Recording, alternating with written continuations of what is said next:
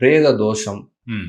பிரேத சாபம் அப்படின்னு சொல்றாங்கல்ல. ஆமா, ஆமா, ஆமா. அத பத்தி கொஞ்சம் சொல்லுங்கண்ணா. பிரேத சாபம் எதனால ஏற்படும் அப்படின்னா பார்த்தீங்கன்னா, மோட்சஸ்தானம்னு சொல்லக்கூடிய 12ஆம் இடத்துல மாந்தி. அதாவது நம்ம சனியோட புதல்வன் நம்ம ஜோதிட சாஸ்திரம் ஆமா, சொல்லக்கூடிய ஆமா. அந்த மாந்தி, குளிகன் 2மே ஒண்ணு தான்.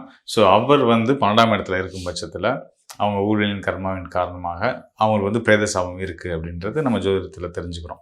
பொதுவா நம்ம தமிழ்நாட்டு பகுதிகள்ல வந்து பார்த்தீங்கன்னா, மாந்தி பெரிய அளவுல குறிக்க மாட்டாங்க. ஜாதகம் கணிக்கும்போது ஓகே. மாந்திய மென்ஷன் பண்ண மாட்டாங்க. காரணம் என்னன்னா, அது வந்து அவ்வளவு தூரத்துக்கு கொடூரமான ஒரு கிரகம் அது.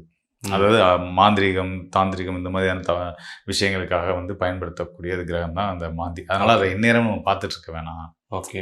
ஸோ நான் அதோட பார்வை நம்ம மேலேயும் விழுகக்கூடாது அப்படின்றதுக்காக ஒரு சென்டிமெண்ட்டாக வந்து நம்ம ஜோதிடத்தில் தேவைப்படும் பட்சத்தில் தான் மாந்தியை பார்ப்போமே தவிர்த்து எல்லா நேரமும் பார்க்க மாட்டோம், குறிக்க மாட்டோம். அது தமிழ்நாட்டுல மட்டும் அதை தவிர்த்துட்டாங்க.